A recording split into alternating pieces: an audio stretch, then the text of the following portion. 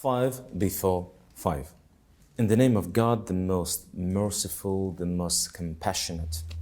All praise be to God, and may peace and blessings be upon the most noble of the prophets and messengers.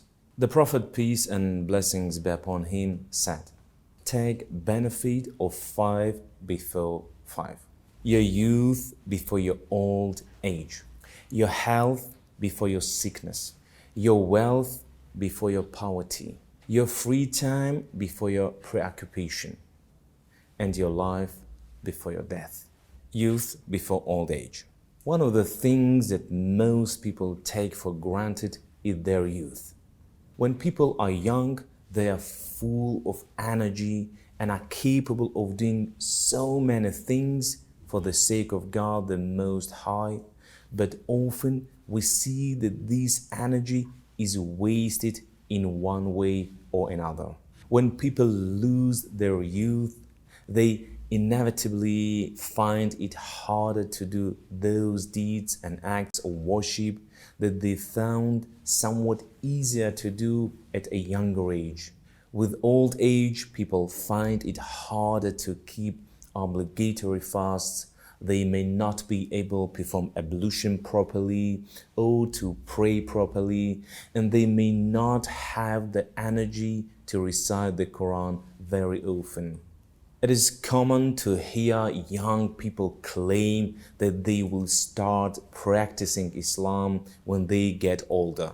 And we should always be mindful of the fact that older may never come around for us. We have no guarantee that we will even be alive tomorrow, let alone be alive to see our pensions or our grandchildren. And even if we are blessed with a long life, how can we be sure that we have the health, physical and mental, to practice Islam? On top of all these, we should remember that people do not just magically become good overnight. Often we find that bad habits are hard to shift. What if we cannot get rid of our bad habits when we get old? Health before sickness. As with our youth, we often take for granted our health. We are advised to take advantage of our good health before we are overcome with illness or disability. What we often do not realize is that our health is a blessing from God the Most High. When we are in good health, we take it for granted and do not always appreciate what we have. It is only when we fall ill that we realize what a great thing we had and how we let it go to waste, but not doing as much worship as we know we could and should have done. Wealth before poverty. Wealth is another blessing granted to us by God. Wealth in this context does not necessarily mean that we have large amounts of savings or the fact that we can afford a huge house, a top-of-the-range car, and a state-of-the-art media system.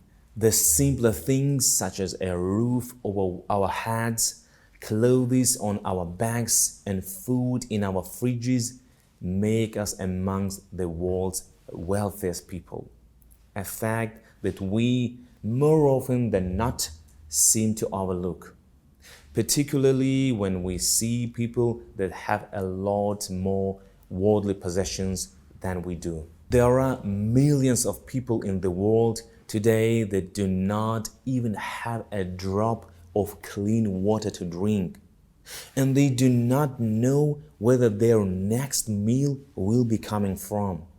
These are the people that we need to be helping with our wealth.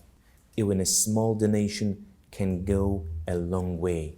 We should give as much as we can in the way of God, and we are assured of the rewards for doing so by God. The Quran says, meaning, the likeness of those who spend their money for God's sake is as the likeness of a grain of corn. It grows 7 years. Every single year has 100 grains. And God multiplies, increases the reward for whom He wills, and God is all sufficient for His creatures' needs, all Noah. Surah Al-Baqarah, ayat 261. Free time before preoccupation.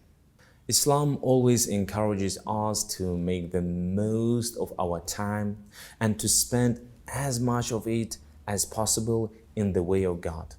We should utilize the time we have available to do as much good as we can, because before we know it, this time will have passed.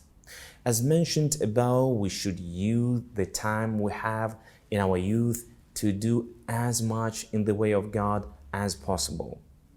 Because as time passes, as well as having to contend with old and all that entails, we will inevitably have a lot more things to worry about, like jobs, homes, and families, things that most of us at this present moment are not necessarily age worried about. If we think that finding the time to practice Islam is difficult now, what will we do when life really starts to pick up pace? There is nothing wrong with getting married and having a family, but we should appreciate the relative freedom that we have now and spend as much of it as we can on good deeds. The concept of time is so important in Islam that God swears by it in the Quran, meaning, by time, verily, man is in loss, except such as have faith and do good deeds, and in the mutual teaching of truth, of patience and constancy. Surah Al-Asr.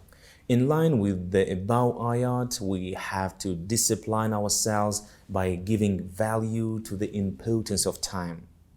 We should be prompt in doing good deeds, which will increase our faith and subsequently enable us to gain God's pleasure and mercy. Life before death. The last thing that we have been advised to take advantage of is our life before our death. Every night when we go to sleep, we enter a state where our soul leaves us. When we wake up, it is only because God has blessed us by returning our souls and granting us the opportunity to worship Him for at least one more day. Upon waking up in the morning, the Prophet, peace and blessings be upon him, used to say, and we are also encouraged to do the same, praise be to God who gave me life after death, and to Him is the final return.